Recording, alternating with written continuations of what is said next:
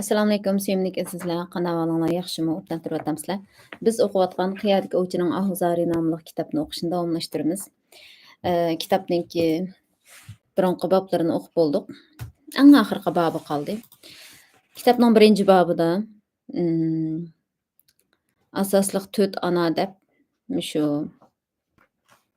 vatan, ana yurt, urf-odat, tarix Muşular haqida paranglar bo'lindi, muhimlik haqida. Ikkinchisida ular o'zininki millatidagi dаңliq adabiyot san'atkorlar, ro'yat dunyosidagi muhim kishilar degandeklarni. Uchinchi bobda asosliqi shu dunyodagi sadizm haqida gaplar bo'lindi. To'rtinchi bobda hokimiyat va ro'yat haqida. Beshinchi bobda adashgan aquning mungi deb ekologiya bilan birdeklikni saqlash, tabiatni suyish tashabbusi o'tirib qo'yilgan mazmunlar va suhbatlar bo'lindi.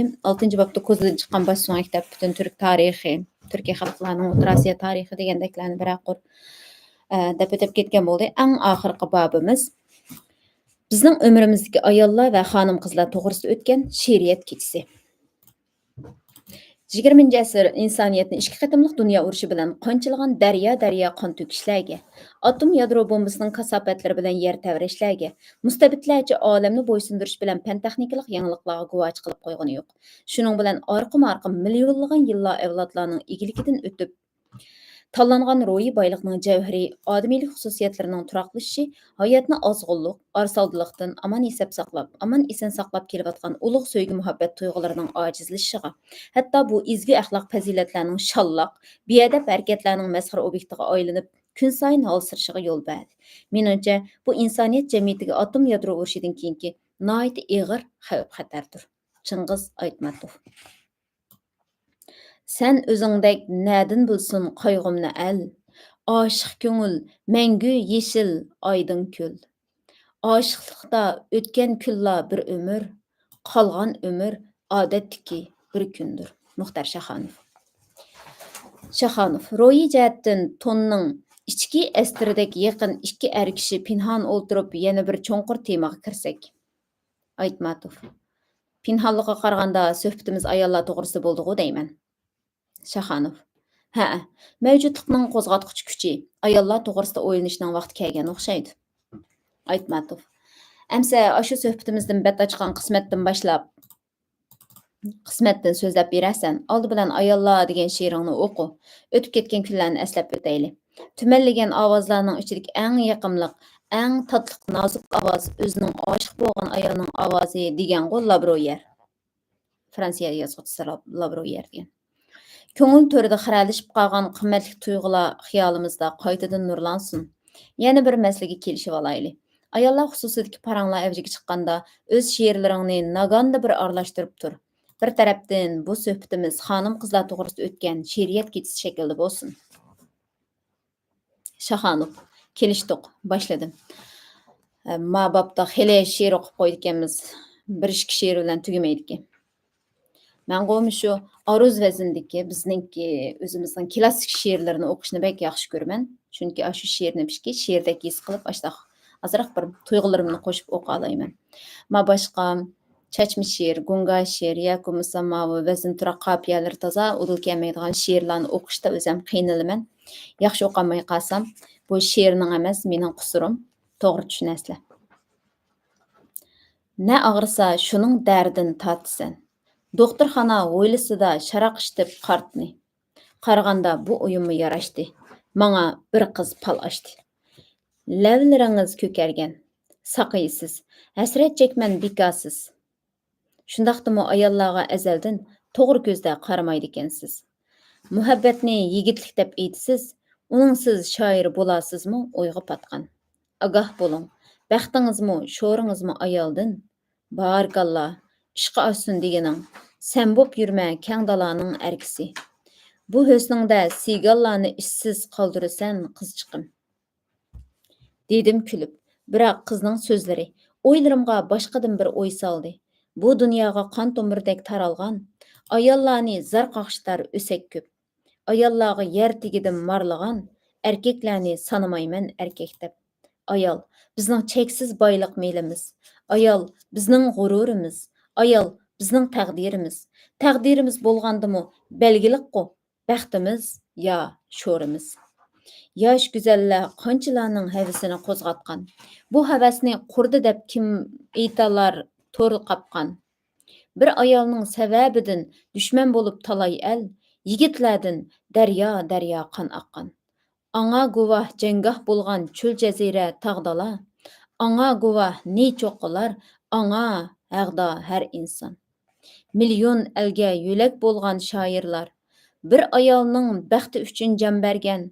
Gar foydasiz nur bo'lsa-mu saqlamas el qalbida, yolqinliq bo'lib issiq bo'lmasa, ayol bo'lib go'zal bo'lmasa, tabiatni oldig'anga tang emasmi? Güldek ayol topuğa gül çiraysiz qutqayda. Chin güzellik teranlikda yotmamdı. Boy egdirgan nemisi talay erni, issiq ko'lga chechilmagan illiqlikdan. Sirti palpal, ichi g'alg'al ayolning qo'rqish kerak go'zalligidan. Ayol erkekning nomus qo'rg'ini. Til, dili bir uz ayol, har erkekning armani. Shu chiroyliq ayol uchun kerak bo'lsa jon bermak. Bu yigitlik belgisining yezilmagan tarmog'i. Biroq talay erkaklarning baxti yiroq sho'ridan, bu xohlagan bo'k kiyganning kilivermas qo'lidan. Azamatlik quriydi, erlik qaqshal bo'lganda, yigitlikda erlik qudrat yor yo'laksiz qolganda. Manga oshiq bir ayol bor. U ayol menda shundoq kuch qudrat bor deb biladi. Qalbi komil imonda. Aytmatov. Barakallah. Ayol bo'lib chiroyli bo'lmaslik tabiatni oldig'anga tang emasmi degan qurlaringga cho'nqur tikilib qaraydigan bo'lsak, ayol kishining butun salofati, sezgirligi bilan aqliy qobiliyati er kishi qaraganda alohida xarakter mijoz ekanligiga ko'z yetkazamiz. Er kishining teniga nayza sanjasangmi ko'zidan tomchi yosh chiqmaydiganligi, uning qattiqligi. Ayoli tarafidan qattiq aytilgan bir og'iz so'z bilan uning yer bilan yeksan, parishon bo'lib qoldiganligi. Nozik ko'ngli shuning dalili. Bizning Qirg'iz bilan Qozoqda ayol zotini o'zgacha qadrlaydigan esil urf-odat bor. Hayotning issiq sovuqini ko'rib, tuyuq tashqi salsa ketilar, suvga salsa yetilar degan o'y bilan o'g'lini yurish turishi qarab, qizini oz kunlik mehminim oltinning suniqi, aqoqning qiyiqi deb tumiqining to'psiga uyki taqab papilab o'stirdi. Yengisi bemasal odamlardan, so'g'uq ko'zlardan nazar aylashni pat-pat samiga selib turadi. Bu amaliyotda go'zallik bilan noziklikni saqlash, or-nomus bilan iymonni, urf-odatni saqlash bo'lib hisoblandi. Peshayvonga uvi solgan qarlag'ashning bolalari qanotlanib, yetilib uchiqcha ko'chib ketmay o'ltirdi. Ellerimizning bo'g'oz bo'lgan otni so'ymaydigan isl odati bo'lgan. Shundoq go'zal madaniyat muhitida yashashga farzand tavallud qilgan ona qandoq hurmatga loyiq? Uning oldidagi kichikligimiz odamiylikning belgisi. Shaxonov. Kavkaz ellərində ikki kishi yoqa yırtışıb, to'lishib qilib, atrofini chang to'pichanglarini to'zitib mushtlashayotganda, ayoli kelib oq yog'liqni tashlasa, bu yerning odat dasturi bo'yicha ikki taraf keskin mushtlashishni to'xtatib, ajrab ketish kerak. Chunki bu fazilat bilan go'zallikning boshlanishi onaning hukmi. Bu hukmga bosh egmaganlar bo'lib qolsa, bu noahlilik, imonsizlik qilganlik bo'lib hisoblanadi ekan. Sobiq Sovet hukumati mezgilida nochar siyosatlar shu nozik jonlarga bo'lgan ixlosimizni salqinlatib, hatto ularning hayotiga soy tushirib oldik. Aytmatov. Har bir qovum, har bir mamlakatning ayollar to'g'risida shakllantirib olgan o'z ko'z qarashi, o'z siyosati bo'ladi. Oktyabr inqilobining avvalgi mezgili ocharchilik, atamakan so'qishi, el chorvachilikni qilib keltirish yillari ayollarga o'zining ayol ekanligini unutg'izib, tabiiy holini esidan ko'tarib etmadikmi? Hatto shu jarayonda ularning nozik gavdasiga hech bir erkak nasliga ortmagan ig'ir yukni ortib emasmi? Ikkimizning shoir do'sti Yevgeniy Toshenkoning ayollar to'g'risidagi bir she'ri bir chaqda xalqning yuksalishiga qarshi qo'l uzatgandek ta'sir qoldirgan edi. Chunki bu chaqda bo'ljing atlari o'ynab turgan kuchli ayollar jamiyatning ulgisiga aylanib mukofotlangan edi. Er kishilar bilan huquqimiz tang degan bu ayollar yurish turishlarida, so'z harakatlarida emas, kiyim kiyishida isbotlab ko'rsatishdi. Esingdimi? Apaz Jumag'ulovning uyida, aramizda Asqar Aqayevmi bor.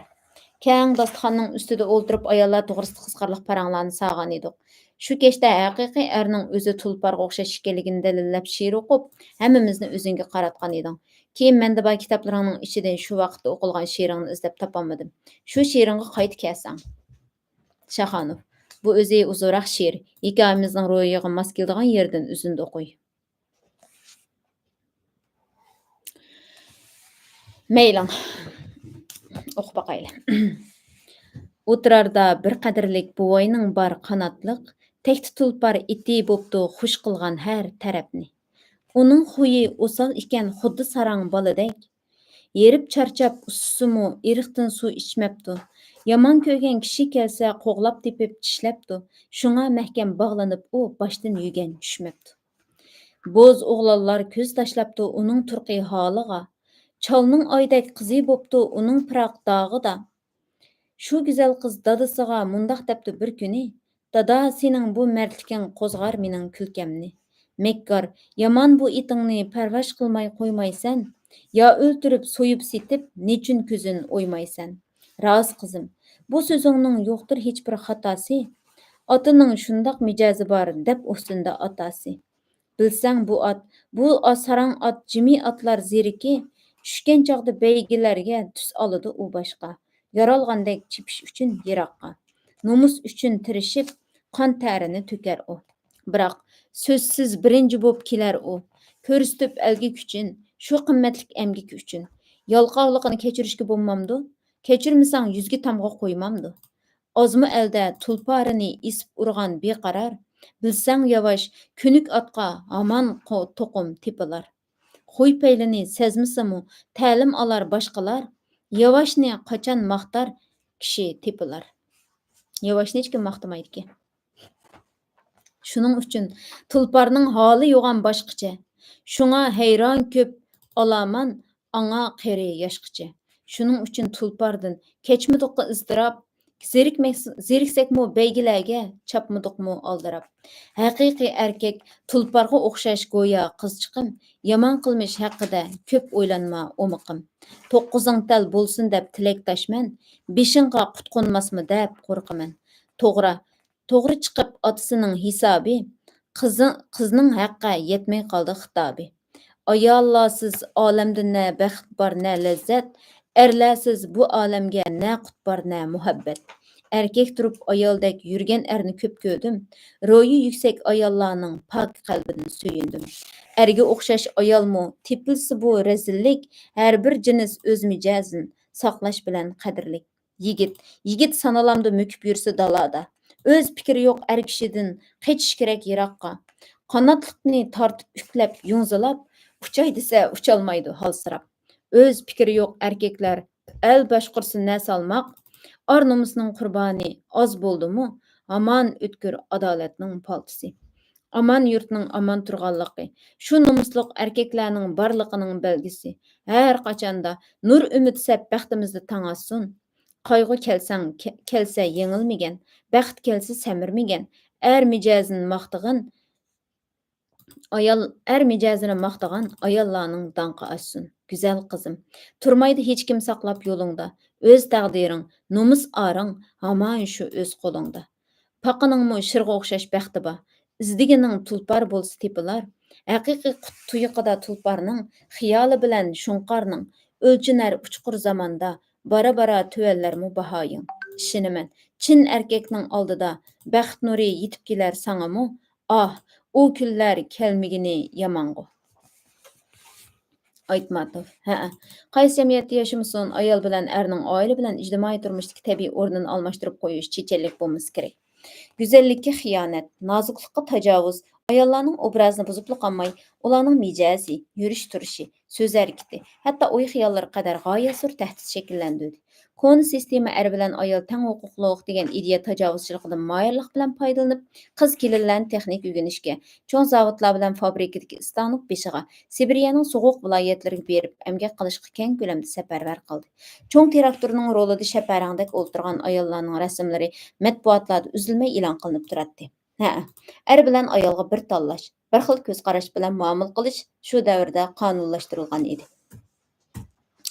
1960-yillarning beshida Qozog'istonda Samey oblasti Shibartov noyisining Yoshlar ittifoqi a'zolari boshlamchi bo'lib, butun jumuriyatdagi maktab bitirgan o'quvchilarni mol beqishga chaqirdi. Chimkent oblastlik gazetda korrektor bo'lib ishlab yurgan vaqtim. Chaqiriqni quvvatlab, mol chorvachilikqa boramiz deyishgan bir maktabning o'quvchilari to'g'risida maqola yozdim. Oblastlik yozuvchi yoshlar klubini ochishga boshlamchi bo'lgan edim. Shu vaqtda shahrimizga G'obit Musurapov kelib qoldi. Oblastlik yoshlar ittifoqi komitetining sekretari ikkimiz klassik yozuvchi bilan ko'rishgili bordik. Salomdan keyin nima yangilik bor deb G'obek so'radi. Oblastlik komitetining shuchisi chechen yigit edi. U oblast bo'yicha 2000 yosh shibartavliqlarning chaqiriqi bilan maktab bitirgandan keyin yoshlar ittifoqining ko'rsatmasi bo'yicha mol beqishga berishga tayyor bo'ldi. Ularning 20 dan ko'proq qizlar dedi. Shu vaqtda G'obek qopxona turib, "Mingiz chiqsa, ota-bobonglardan tatib qo'y beqib kelmas edinglar. Ayolga er kishining yukini ortish bizning jamiyatimizning asosli nacharligi" deb xush yoqmay qaradi. Partiyaning chaqiriqiga G'obekning boshqacha surka o'stishi meni hayron qoldirgan edi. Shu vaqtda partiyaning siyosatiga qarshi so'z aytish hech kimning tushiga kirmaydi. Endi el beshiga kun tushib, er oyog'i bilan suv kechgan, ot yurgan bilan suv ichgan zamonda ayollar to'pi xeyli ig'ir jafo mushaqqatda mo'ri tergan. Masalan, Luyi Aragon eng yaxshi hikoya deb atagan asringiz Jamila Postning personaji Jamilani olayli. Ona vatanni qo'g'dash urush yillaridagi yurtlik qerilar, bola chaqalar bilan birlikda ig'irchilikni tan ko'tarib, jini qiynalib yursimi, bu shu zamonning haqiqiyligi edi. Biroq siz uning ishi bilan tashqi qiyofatiga hayron qolmay, buruqtirma bo'lgan ichki dunyosiga, tuyg'usiga intildingiz. Faqat ish bilan kishining baxtli bo'lmaydiganligini isbotlab berdingiz. Bu Jamila orqali uning millionlagan tangdoshlari bilan sirdoshlarga bo'lgan o'y-fikr, tuyg'u erkinligini tizginlash edi. Jamila obrazi soyuz adabiyotida taqdirning necha peshkanligini ko'rgan ayol zotiga jamiyat rayimsizligini yurgizmaslik uchun ko'rsatgan qarshilig'ingiz qatori qabul qilindi. Hayotimizga go'zallik berib turgan nozuklik deb qaramagan yerdan qo'pollik boshlandi. 1950-yillarning beshida bo'lgan bo'lsa kerak, bizning avulda bir ayol oy kuni to'shib turgan 2 qat vaqtida o'tin yig'ishga chiqishidi. Bu dunyoda yo'qsizlikdan qattiq nima bor? Taladan tezek terib, taqqa chiqib, qurib qolgan o'tinlarni yig'adi. O'tinni ko'tarib kelayotganda to'lg'oq tutib talada yengiydi. Yig'lab tushgan balaning kindiki toshning uchi bilan o'zi kesib bog'laydi-da, ko'nglakning etikiga o'rab, japoda yiqqan o'tinni sirtqa tashlamay ko'targan beti uyga keladi. Qat-qat ko'p soldirib yetish uyoqda tursin, yugurib yurib choy qaynatadi. Yig'lagan balaning ovozini anglagan eri bilan birga kelgan kishilar, yig'layotgan bu qaysi bala deb hayron bo'lganda, yeliq ayol bizninggu bayatin o'tinga bag'anda yengidim deydi. Jamiyatning qo'llashi bilan turmushning tepkisiga tushgan ayollarning o'zi shu o'rinsiz siyosatimiz bilan taqdirning masxarasiga tanqid ko'zi bilan qarab, "Otman ari o'kizman kelib turgan kuchiga, onammu o'zim, erkakmu o'zim o'zimga" deb rus ayollari shu musofir chig'idagi ahvollarini qo'shiq qo'shib tovlashgan edi. Suhbatimizga loyiq bundan nurg'un yillar ilgari yozilib e'lon qilinadigan La Valetta atrofidagi tun degan she'rimni o'qay. Ya'ni Malta mamlakatining bosh shahri deydi. Ayollarningki barobarligi, bu yerda barobar degan gap o'xshash degan gap bilan o'xshash degan gap emas. Ya'ni ular huquqda barobar, imtiyozda barobar, ammo yoritilishidagi fitrat, ularning farqi, ularningki ijtimoiy mas'uliyati nurg'un narsalar bir-biridan farqliq. Bu farqliqqa hurmat qilish kerak. Eng oddiy misol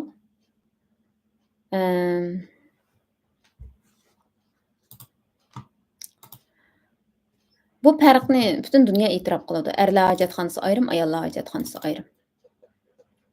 Erlar hojatxonasiga kirib boqmadim-da, lekin erlar hojatxonasida 2 xil sayman bor, ayollarnikida birsila bo'lgan bilan. Bu erlarning farqini e'tirof qilganlik u yerda. Misol. Ondan shu dunyodagi nurg'unlagan nimalarga qaraydigan bo'lsak, tanarkat musobaqalari, turlari deganlarga. Bu yerda ayollar bilan ayollar va kilogramliqlar mushular bo'yicha tushadi. Bu barobarlik bo'ladi. Masalan, ya'ni bu yerda ayollarni barobar qildik deb hammasiga o'xshashni otib qo'yish. Shuning bilan chiqdim ishadi. Men tug'dim, sen nima tug'maysiz deb kishiga otib qo'ydigan ish chiqadi-ku. Ashundaq bema'ni, ashundaq oshqun gaplar o'tirg'a chiqadi. Shuning bilan nerqadak paloniyat bustonchi kishi qo'soq ko'taribdikin degandek to'rni bir qoplaydigan ba'zi kulkili xabarlarni ko'ramiz. Bu insonning yorilishidagi bu xil ajoyib Qaltis, muvozanat va tangpungliqqa hurmat qilinishi kerak. Ayollarning nozukluqi, ularningki eee, farqi, erlardan bo'lgan farqi. Masalan, jismoniy jihatda erlar bilan ayollar farq qiladi. Oddiysi bolalarningki bo'y va eg'irlik jadvallari bo'ladi-ku, o'lcham jadvallari. Aslında qizlarningki bo'y egizligi va eg'irligining o'lchami masalan 7 yoshda, manchilik yosh degan bo'lsa, o'g'illarning o'lchami uningdan farqli bo'ldi. Bu masalan jismoniy jihatdagi bir farq. Ondan başqa ba'zi gaplar va ayollar aqlsiz bo'lg'ach anda bo'ladi, chechi uzun, aqli qisqa manda degandek. Bu Yevropadami bo'lgan. Masalan, Montessori xonim, Maria Montessori. Ayni chog'da da ayollarningki doktorlik kasbida o'qishi qabul qilinmaydi. Bu ayol shu vaqtida Italiyada tunji bo'lib doktorlikda o'qigan ayol bo'lib qolgan. Ammo doktorlikda o'qigan bilan doktorxonada ishlayolganmi? Ishlayolmagan. Elaqidak nima bolalarni yig'ib olgan bir yerga, shundoq nima deymiz endi. Ojiz bolalarni yiqqan bir yerga opirib qo'ygan, "Ash bolalar qaradi." Shu yerda o'sha bolalarga butun muhabbati bilan mushu bolalarni bir odamdek yashash sharoitiga ega qilaman deb, o'shalar uchun ularga xos bo'lgan o'rindiq yasab, ularga xos bo'lgan tarbiyani berib, ularning nurg'un nozik taraflarini his qilib, hozirgi hammamiz dunyoning hamma yerida qilayotgan Montessori ma'rif sistemasini shu chog'da da asosini o'g'lini sog'in. Texi shu 100-150 yil burunqi ishlarmi shu? Yevropadagi ishlar. Endi biz Uyg'urlarning tarixiga qaraydigan bo'lsak, qaysi davlatning bayrog'ida er bilan ayolning bosh surti teng bor? Birdan-bir Uyg'urlarningki davlat bayrog'ida erlar va ayollarningki bir er bir ayolning bosh surti bor Uyg'ur davlatininki bayrog'iga qaraydigan bo'lsanglar. Endi bundaq masalalarga kelgan vaqtida bag'an sirliq dunyom taraqqiy qilib ketyapti. Faqat shaklga eslab olishdan olqib mig'ziga qarash kerak. Ayollarningki bir mezgilmi shu 2000-yillardan boshlab uyda o'tirgan ayollar haqida nurg'unlagan materiallar yozildi. Ayollarningki hem bola hem uyda ular yetisholmaydiganligi, bularningki nozik tabiati nurg'un nima qilindi. Ayol uyda o'tirgan bir uyda texmi huzurning bo'lganligi, bolalarning baxtli bo'lganligi to'g'ri endi agar shu tangpungliq obdan saqlansa. Chunki ayol kishi ham ishlab, ham uyni qilib, agar er kishi uning yanida tang yordam qilishib turmasa, u haqiqatan osonga to'xtamaydi. Buningga Abduqodir Jaloliddin muallimninki ustozimizning uyda o'tirgan ayol deb yozgan bir maqolasi bor, bek yaxshi endi. Endi chog'da bizmi men buni xato demayman, to'g'ri. Ammo 2015-2016dan keyin, bu 2017dan keyinki mushu kulpatlardan keyin nurg'un ayollar ersiz qoldi. Ular bolalarini beqib uyda o'tirgan, jamiyatdan ayrilgan, ya'ni jamiyatningki taraqqiyoti nurg'un narsalardan shu hozirgi bu tiz taraqqiyotda 1-2 yil shu bola beqib endi yasliga so'llayman damanda degicha, masalan, mening 4 bolam bor, hammasi oq-oqidan tug'ilib ketgan, shu 6-7 yil vaqt ketdi, ko'zni ichib qarab bo'lguncha. Ya'ni bu vaqt o'tib ketadi. Bu farqimiz jamiyatdagi farqimiz chiqlab ketadi va o'rganganlarimiz unutilib ketadi degandek. Shuning bilan bir kechada hamma nimasidan ayrilib qoladigan bu ahvolda nurg'unlagan kulpatlarni tatib ketdi. Eng fidokor, eng oq ko'ngil, eng yaxshi uyda o'tiradigan ayollar eng beqovullarga aylanib qoldi. Oson bo'lmadi. Shuning bilan ayollar shu kishidek ham er bo'lib, ham ayol bo'lib ishlashga majbur bo'lgan vaqtida ularning qalbidagi noziklik boy dedi-ya. Chingiz Aytmatov Jamilaning shu Jamila degan postni bek dunyoga dangliq postchi. Shu posti orqali ayollarning ishlash orqali yoki qanday ishliqi, xizmatlarni qilish orqali ham baxtli bo'lolmaydiganligini sizni yaxshi bir shaklda ifodalab bergan shu postda da'vat etdim. Bu muvozanat bo'lish kerak. Tunigundan shu Facebookda bir narsa ko'rdik, ayollar feminizmchi bo'lgan ayollarningki bir yozmasini deb 50 yoshga kirdik, bolamiz yo'q, to'y qilmadik, feminizmlik ideya bizningki hayotimizni nima qildi deb. Biz davomliq bek oshqun holatda yo iliqi nimaning ma uchiga kelvolamiz yoki bo'lmasa ma uchiga kelvolamiz. Xuddi iliqi buningga yo'ldoshim shunday bir narsa yezib chiqarib qo'yibdi. Oshqunliqning sababidan bir uchdagi ayollar qarshi qul, yana bir uchdagi ayollar qarshi to'l deb. Ya'ni bu yerda erlar va ayollar o'rtasidagi mayli barobarlik bo'lsin, mayli bular o'rtasidagi huquq u bu narsa bo'lsin.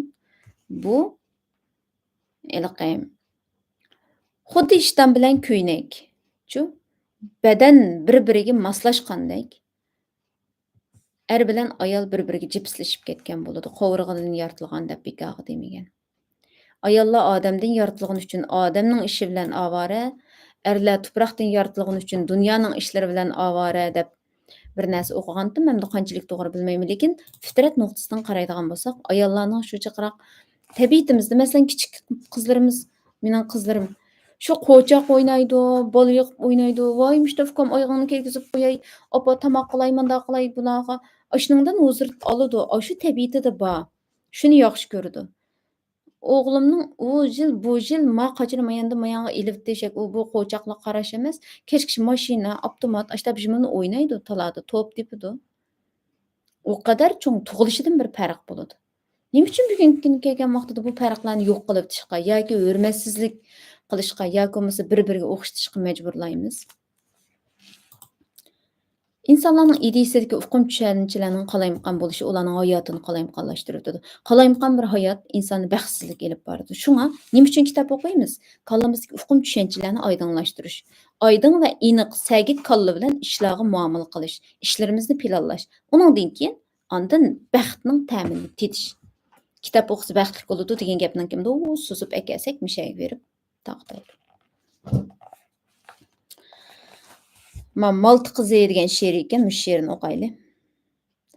Malta qizi 23 ga to'lganda, mastona bo'p armonga, yuragi o'ynab, chechig'a olyandir gulini taqab, xo'shlashib bu davron bilan gul puroq, o'rtinib ichidan, to'lg'inib, qiynalib, nihoyat cho'ng idishni deriza oldiga qo'yib, obdan qizarib pishqan olma bilan banonga to'ldirsa, bu emasmi bo'yimga yetdim degani?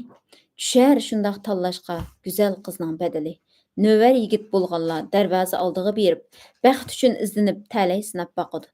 Kim yenger bu tanlashda kimning danqi g'ulaydi? Qiz o'ltirib derizining to'shikidan maraydi.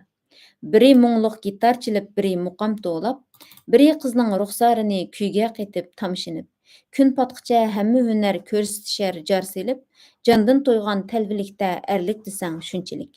Navoda qiz derizidan sana kulib baqsa, tayyorlik qil to'yinga tiz, endi baxting tamasha. Beygiga tush, pes bo'lsin g'ayratingdan osmon ko'k, o'ylandingmi, u o'ylanish bo'lsin sana mangulik. O'ylandingmi, gap tugidi, yo'ling bo'lsin marhaba. Ajrashqa zakon yo'qdir bizning davlat Maltada. Yoring jaddal chiqib qolsa, baxt izlab yangidan, jafo chekma bas, o'lganda qutulasan uningdan. Dedi Malta tarixchisi so'zlab sirliq tepishmoq, qorchuqida so'z bilan deb tugatkisiz mung qaynoq. Dardlaringa darmon, jondan nima bor ekan qimmatlik, ko'k dengizni kechib o'tib, asta-asta kun patdi.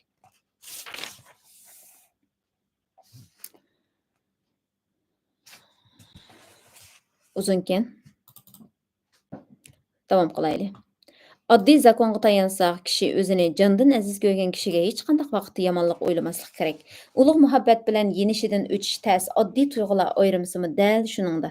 Сөйген yurak oshiqiga men nim bo'lsam bo'lay, sen aman bo'lg'in deb amonlik tilab qoladigan-ku. Sening personajing ushaq hisobning, tuturuqsiz o'chmanlikning odami. Shu ko'rinish, shu tipdan ichkicha bizning hayotimizga o'z kasobatini tekkizmasmi? Şahanov. Cəmiyyətdəki erkek sədək ayollar bilan g'itmak erlarning masalasi yosh kelinlarning tarbiyasiga zo'r ta'sir yetkazdi. Maktabda o'qib yurgan vaqtda er o'qituvchilar bizga besim edi. Ularning ba'zilari do'rdiq, mijozlarini o'zimizga yo'qtirdik. Uning oz kelgandek ba'zilarini o'zimizga ulgu qilib o'sdik. Aytmatov. Soyuz davrining oxirgi 15-20 yillari mezgilida maktabda, oliy bilim yurtlarida ayol muallimlarning soni kun sari oshdi. Hozirgi bolalar bog'chisida, maktabda, oliy bilim yurtlarida ayollar tarbiyasi bilan o'syotadi. Er kishining tarbiyasini oz ko'rgan bolalar ustozlarini do'rab ayolga o'xshash bo'lib chiqmamdi deysan. Tərsa, qəsəmyad üçün ölümgə razı əzmətlərinin azayışı, onun ornuna g'aybat şikoyatdan bosh ko'tarolmaydigan, tiriklab bir to'p erkaklarning bosh ko'tarishi jamiyatning bosh og'ritadigan asosliq masalasini keltirib chiqadi. Sen o'qigan she'rlaringdek tepish bilan yo'qotishdik va izdashdan aron o'ri turgan oylampa degan turmush degan gapkan. Ömürdə Homer bilan Shakespeare maqtagan ayol nozikligi bilan ulug'ligi hali qanchalik o'zgarsin, uning odamiylik mijozi saqlanishga tegishlik. Mayada bir narsani qistirib o'tib ketgim kelib qoldi. Oldingi yillari, balkim 1-2 yil bo'ldimi, aniq vaqtni bilamiz, 1-2 yil bo'lib qoldi. Xitoy umumyuzlik xenimlish qarshi turish harakati deb bir harakat boshlatdi. Tor dunyosidagi shundoq ayolcha yosnab oladigan, ayolcha grim buyumlari qilib, belqadek torda naq maydon ko'zitish, bevosita ko'zitish qilib turib, grim sotadigan yoki ayollarning grimini qilib, belqadek agash kuch to'plab torda savdo qiladigan, yo bo'lmay qolsa belqadek masalan ba'zi nimalar bor. Maxsus shundoq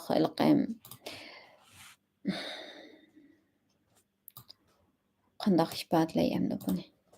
Shundoq o'zi ayol kishidek bo'lib olgan bir turkum erlarninki yig'ilishlari, shundoq naq maydon bevosita ko'z ashtaq ishlari avjab ketdi-da.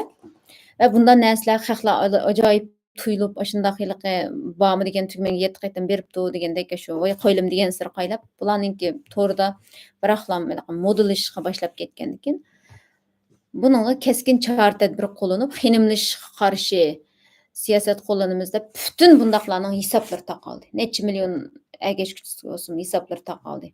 Undaq shakldagi bevosita taqitishni naq alaqadek shu zaman uzutadigan bo'ldi. Ondan mening alayda diqqatimni tortgan ko'rsatgan tadbirlar ichida mana bir narsa.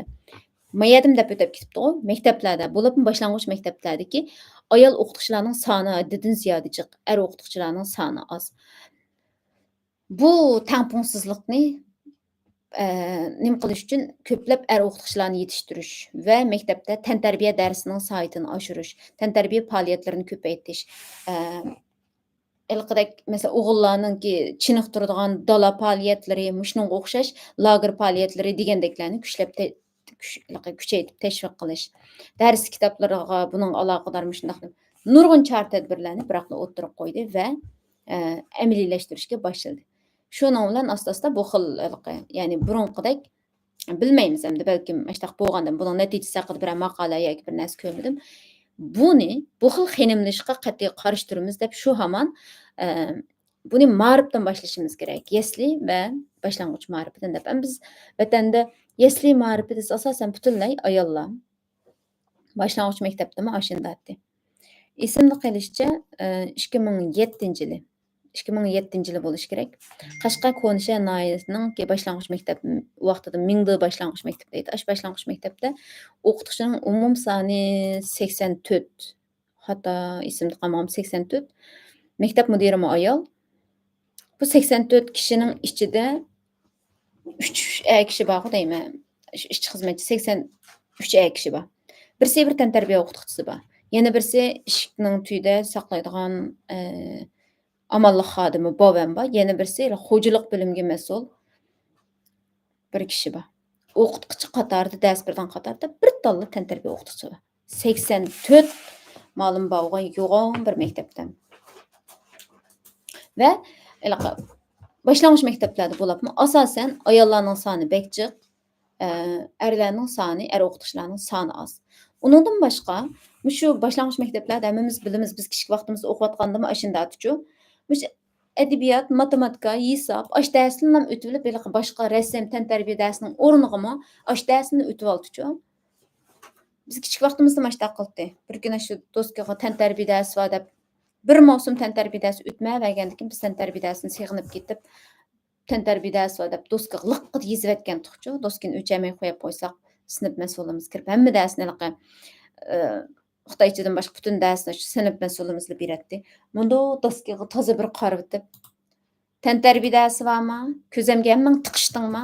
Chiqish maydonga deb 40 minut ash to'xtaganni Sögetning shu chiviqini elib olib, qolsang to'xtasang. Ash hammamizning tilimiz tushib qolgandek bo'lib, butun maydonni jugatdi deganda. Təntarbiya dərsi var, жүгірші. Сәл тоқтап асырап қалсы. Тәнтәрбие дәрісі бар, жүгірші. Қалсың yazған болса. Yazған bir 5-6'mız çıkıp dosken toşqısып. Ondan keyin biz təntarbiya dərsi var deb esib baxmagan. Mesela müştəri işlər var endi. Təntarbiya dərslerining o'rnini boshqa asosliq muhim deb qaraydigan darslar egallab oldigan. Bu məsələ ma'rifdiki. Ondan keyin oilada endi bu bag'ansir shaharlashishda erlar va ayollar teng ishlaydi. Erler burunqidek itizlarga chiqib ishlab, erlarning xizmat taqsimoti alayda ro'shan, ayollarning xizmat taqsimoti alayda ro'shan bo'lib, erlarning erlik ulgulik roli bakrak chiliqib o'tirg'i chiqadigan ishlar yo'q. Qarisi ota-onasi teng ishlayotgan. Erlar shu keliblam farzand tarbiyasiga va bu oilaga u qadar yetarli darajada qatnashmaydi. İşten keladi yoki shu tizginakni tutib o'tirdi, yoki u yerda o'tirishtirib odamgarchiliklari bor. Bolalar shu maktab topshiriqmi bormi, topshiriq ishlatib qo'ysa, bu eng chong narsa. O'g'lini sirtqa masalan dada bilan ko'proq erlarga xos bo'lgan tanarkat turlari yoki etizda ishlash yoki bo'lmasa shundoq erlarningki bordigan yerlarga birga ilib berish, bu narsalar bo'lmaydi. Ya'ni dastlabki oilada ko'radigan erlik o'rnakda alayda bir erlik tarbiyasini ololmaydi. Maktabga borgandan keyin biroqlam shu xonimlarning qo'liga qoladi. Borgan siri andikin sal cho'ng bo'lgandan keyin qiz do'sti, xotni u bu bo'lib bunday qarab baqsa, bu yerda onalik urug'tashlik jamiyasiga o'xshash ayollar hukm qarsa barobardek tug'an. Lekin ayollar hukmron, ya'ni butun qarorlar va butun imtiyozlar ayollarga yetib ketgan. Qarab baqsa, u kishi o'g'il olmoq tez, ayol kishi bo'lsa oson. Shuning bilan ulab ketadigan gapda. Buning oldini olish uchun hamma jihatdan sistemali holatda kuchash kerak endi. Bugun mishagacha o'qiymiz, davomini o'qiymiz. Xayr xo'sh, Allohga omonat.